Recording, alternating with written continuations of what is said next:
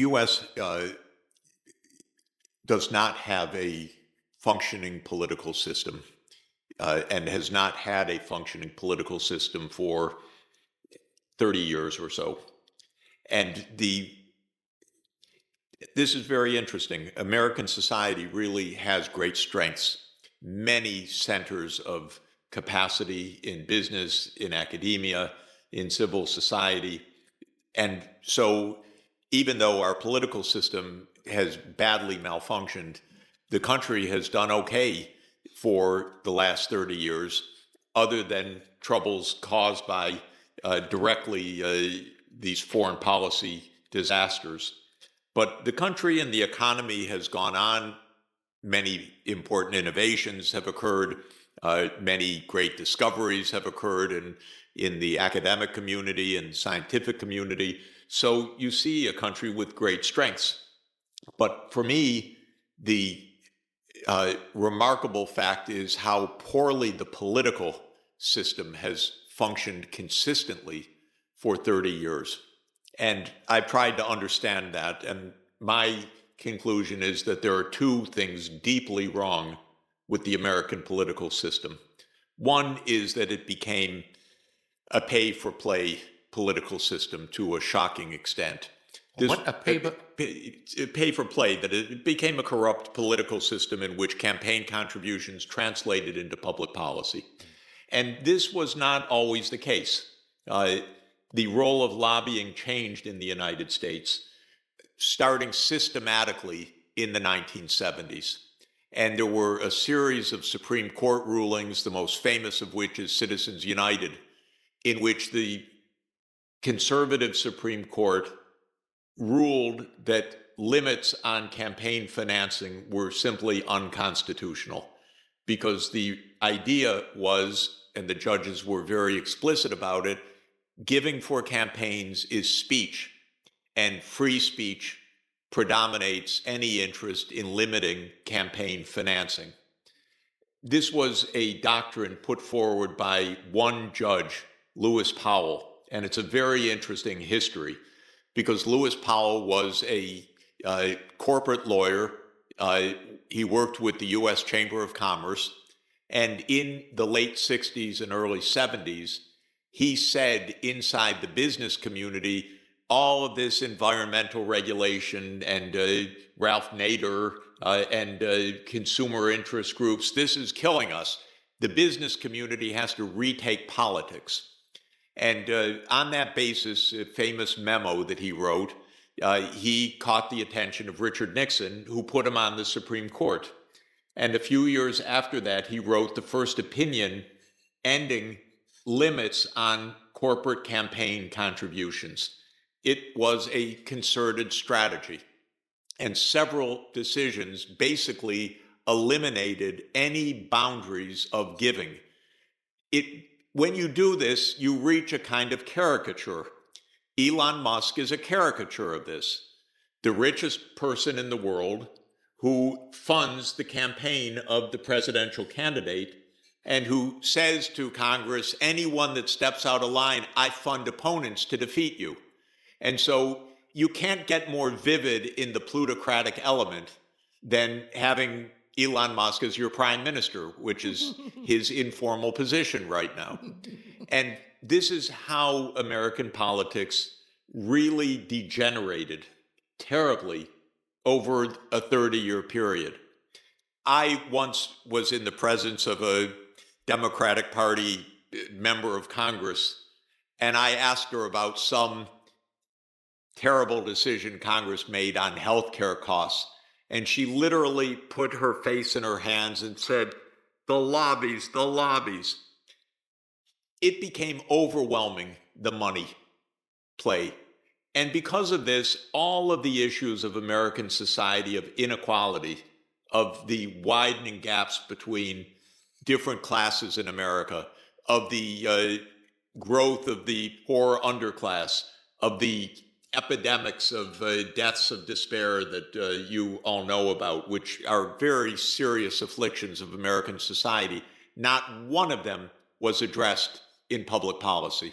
There has been no effort once in 30 years to address inequality in the United States, to address, we have an epidemic of opioids and everything else. Who gets blamed? China, of course. China, fentanyl precursors. Who takes the opioids? It's the Americans.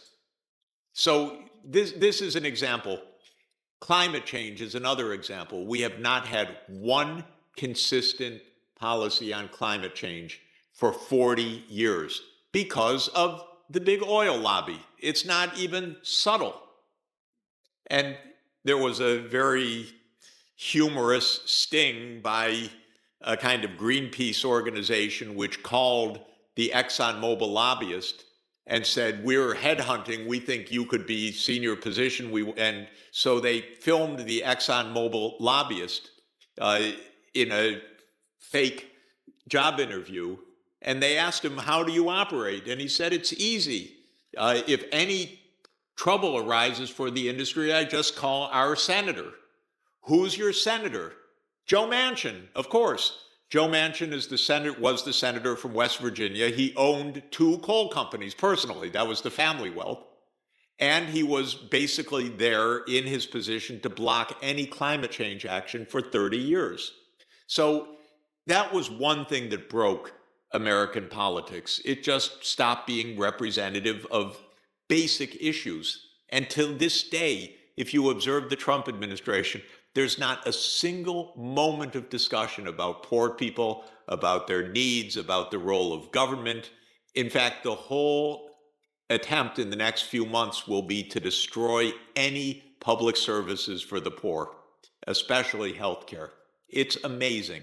But this is Elon Musk running the show. He doesn't have to worry about his healthcare costs. So this is one point. The second point that destroyed American politics was the security state. We became a national security state back in 1945, essentially, after World War II, and especially in 1947 with the National Security Act, which established the CIA and the Defense Department and the other institutions of the security state.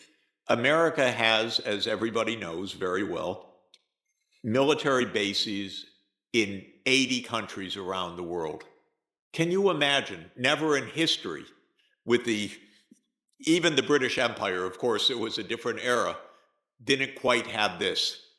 And so this is American government is a military machine all over the world, plus a secret army, the CIA, whose job it is to overthrow governments that are deemed to be inimical to U.S. interests. And the CIA has engaged in probably about 100 regime change operations around the world since 1947. I've seen some of them with my own eyes. Literally, the CIA carrying off heads of government.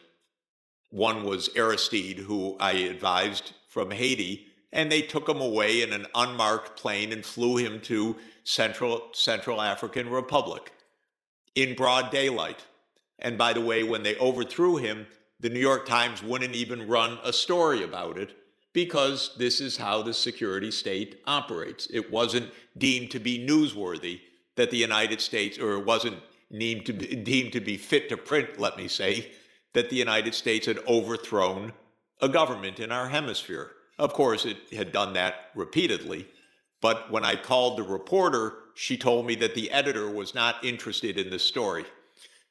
Okay, my point is that the government, you can't run a democracy and a security state the same way. Eisenhower told us that on January 17th, 1961, when he said, "Beware the military-industrial complex." Believe me, since then, it has only grown to gargantuan proportions. If you look at this leak 3 days ago of the attack on the Houthis, okay, there are several notable things about it. First, they behave like 14-year-olds, up to and including the emojis. Okay, these are children. Second, as they noted, this has nothing to do with the Houthis. This is to send a message. Third, they applauded when they destroyed a building, that supposedly included some target, but it killed 50 civilians. And it was all mussels and American flags. Fourth, this was decided in a completely haphazard way by the White House. Congress had no role. There was no discussion of it. Fifth, the only thing that the politicians find odd about this whole episode, not the bombing of a country in which we are not at war, not the killing of civilians, not the fact that this was I can't use the right words because they're not proper for polite company, but not the way to do this. They can't figure out that something's wrong. All they care about is that it breached secrecy. You know what? That's the least interesting part of this. The fact that you have secrecy that enables random killings of this sort on a routine basis is what's wrong. We should be applauding the break of the secrecy, but the only thing the Congress and the press itself talk about is the secrecy element. They don't talk about how wrong it is to be bombing people. They don't talk about the fact that the reason for the war in Yemen is that there's no solution to the Palestine issue. No substance, just a war machine. So these, to my mind, are the two fundamental failures of the United States. We don't have a functioning political system. It doesn't address real needs. It enables one person to decide we're not part of the Paris Climate Agreement. It enables one person to break apart the international trading system. This is extraordinary. If you think about it, tariffs, by the way, under the US Constitution, are the responsibility of Congress, because tax authority, going back hundreds of years in British constitutional rule, are in the domain of the Parliament or the House of Commons. That's where Parliament came from, which was to limit the tax authority hundreds of years ago. No congressman is objecting to Trump unilaterally setting tariffs. How is he doing that, by the way? It's completely unconstitutional in substance. He's doing it because we have emergency legislation that allows the President of the United States to declare a national emergency. So the tariffs on China are under a fentanyl emergency. Can you imagine how artificial that is, how bogus that is, how it has nothing to do with the issues at hand, but also how not a single member of Congress stands up and says, you're taking our authority. If we had a functioning Congress, a congressman would stand up and say, this is our responsibility. You cannot appropriate the voice of the people. This is what revolutions are supposed to be about, that the King of England could not set taxes on the colonies. That's how we started. Now we have a mad king who sets taxes day by day, and Congress has no interest in even intervening in that subject. So this is the essential problem. The country works fine on areas where you don't need a government, but it fails on every area where you do. Our infrastructure fails, the inequalities, the environment, the environmental protection, all of it is failing badly because we don't have a functioning government in the United States. Jeff? More reasons why they don't like me in Washington. Jeff, you have been a friend for many years. Sonia is not the biggest lady I've seen. And is your life ever at risk? I'm just asking on behalf of others. Maybe from Sonia. Then you're in good shape. But I don't think so. I think the capacity of the U.S. government to utterly ignore me is inexhaustible, and that is actually, in my view, really the truth. If I were a student on a student visa, I would be dragged out of our house, no doubt, because that's what's happening to our students right now, day by day. I don't know what will happen in the US in general. It could get worse. It really could get worse.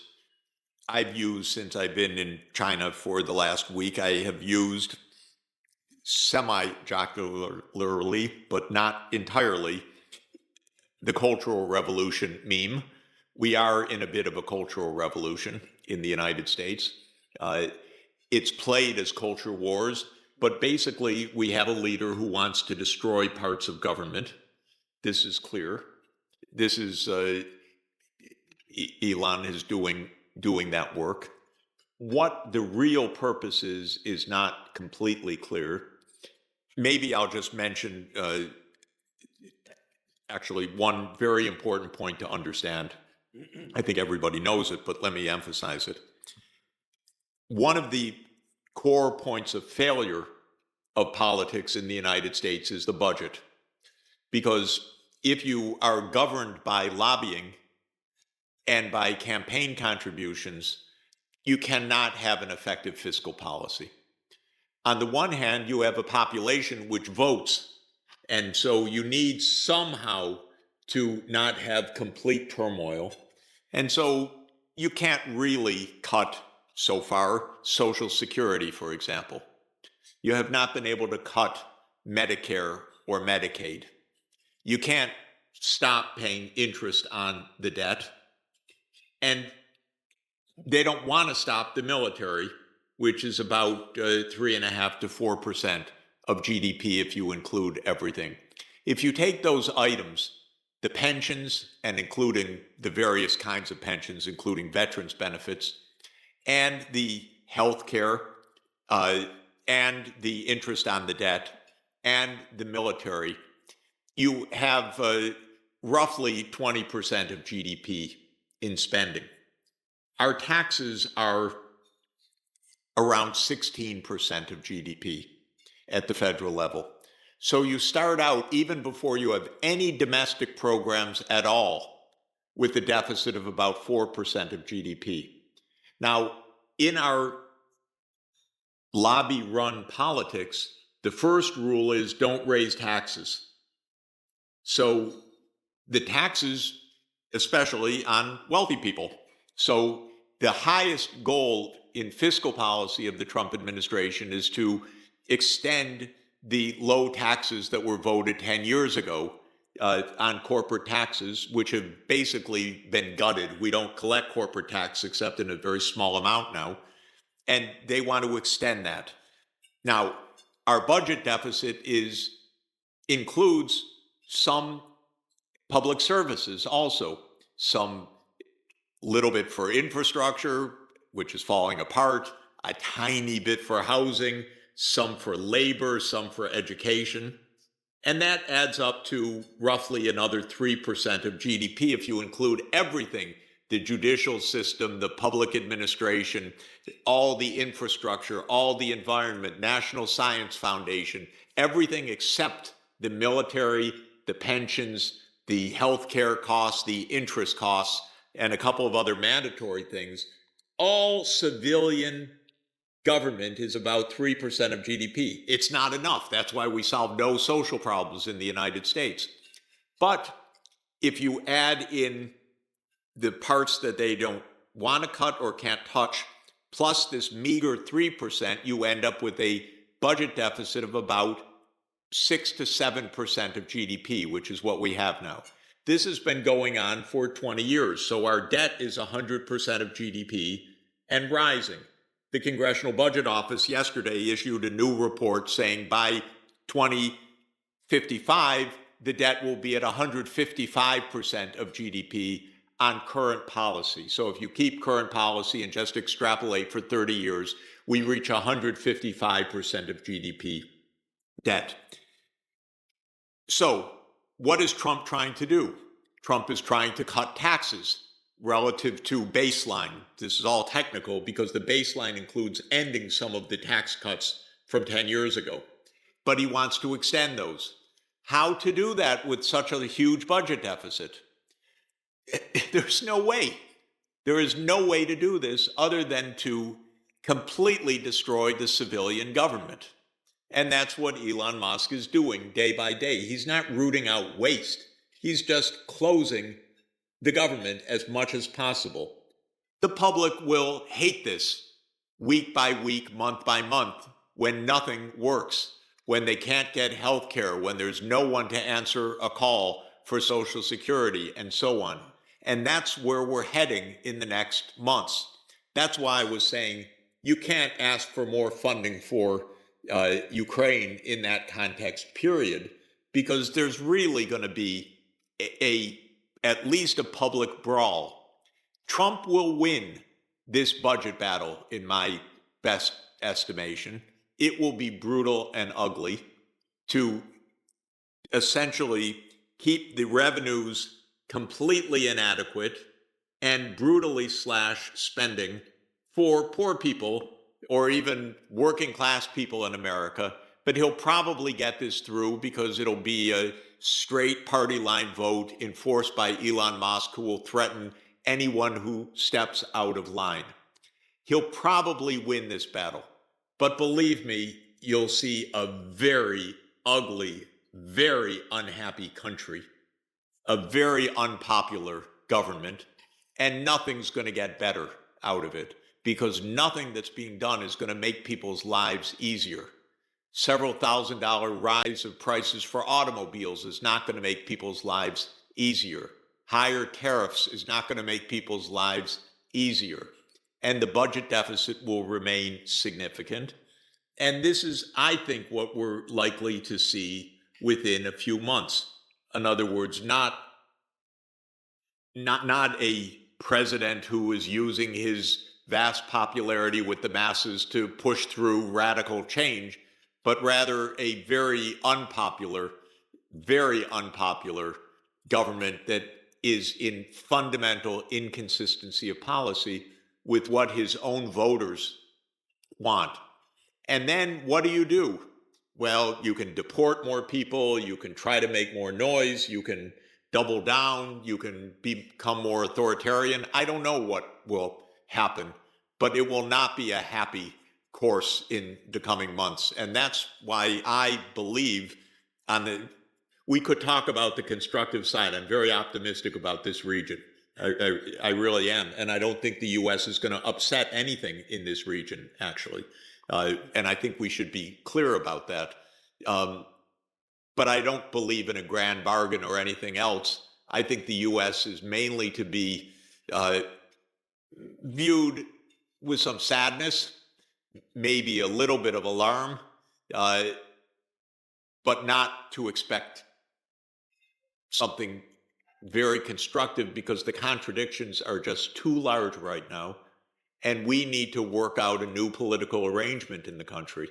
And we're not going to do that simply. It's going to be many, many years, in my view, before all of these contradictions get sorted out. Before we leave America and go to other parts of the world, including this one, can you, Jeff, comment on the following statement? That Trump probably has a deep fear and worry and recognition that America is no longer the hegemon, no longer the number one player in the world in many areas. Although overall, I think by far America is still the number one. Mm-hmm. But the fear in him is perhaps driving a lot of the decisions that he makes. So he's not speaking out of inward strong belief of their own success. Rather, it is a strong belief of America's waning in a relative sense. Is that your reading of the situation? Sorry, you're just finishing the appetizer. We all will express our sympathy to you toward the end of this session. It's a very good question of what Trump himself views and what the political elites view the situation. Thank you. Marco Rubio said one clear, direct, correct, and honest statement when he said the unipolar world is over. That's probably the single most important statement that's been made in the American political scene in the Trump administration. It wasn't contradicted. No one jumped up and said, "Oh, Marco, you're too pessimistic," or "Why are you saying that?" So I think that there is a real understanding. Yes, there are multiple powers, and yes, the United States is no longer in charge. I don't know what implication they take from that and how much Trump's actions are in some response to that. I think there are several points that are that do follow that we could trace. One, as I said, Trump is not interested in the Ukraine war at all, so he would like it to end. He's in no position to ask for more financial support for Ukraine in any event, so that's why the war will end one way or another. But he probably also understands we're not defeating Russia, and so the whole point is pretty useless to be having this war. That's a reflection of reality in this sense. But he take another implication of that. One implication is he'd like to he's happy to divide the spoils of Ukraine with Putin. You take these minerals, we'll take these minerals. So they're dividing up Ukraine. Ukraine is the absolute loser in this. Like French and Britain used to do in the Middle East. This is basically repeat of it. This is basically what Trump is doing or trying to do. I don't think it can work so crudely as Trump believes, but that's the level at which this is being done. He and Vladimir will divide Ukraine and will end the conflict and will respect each other on that. But then Trump is also asking, how can America regain its strength? And he comes up with multiple answers. One answer that he's absolutely dead serious about is recognizing that because of global warming, ironically, the northern route and the Arctic has been opened up, and the United States is not an Arctic country, other than a small stretch of Alaska. And so Trump absolutely believes that Canada needs to belong to the United States and Greenland needs to belong to the United States. That is not rhetoric. It's not a joke. It is obscene, but it is not a joke. And the reason that he wants it is that the Arctic has become a strategic part of the world because it's no longer an ice-bound wilderness. It's now going to be central for international trade and resource development. And so that's where that comes from. So that's a kind of limited imperialism. It's a Western Hemisphere imperialism that Trump is actually trying to invoke. Again, I think the U.S. probably will militarily occupy Greenland during his administration. That's an invasion of Europe. I bet that it will take place. I don't think the U.S. will occupy Canada, but I do think that with the 50,000 people of Greenland, the United States may just decide it's going to take Greenland, and that's that. It won't stand. It won't work for the longer term.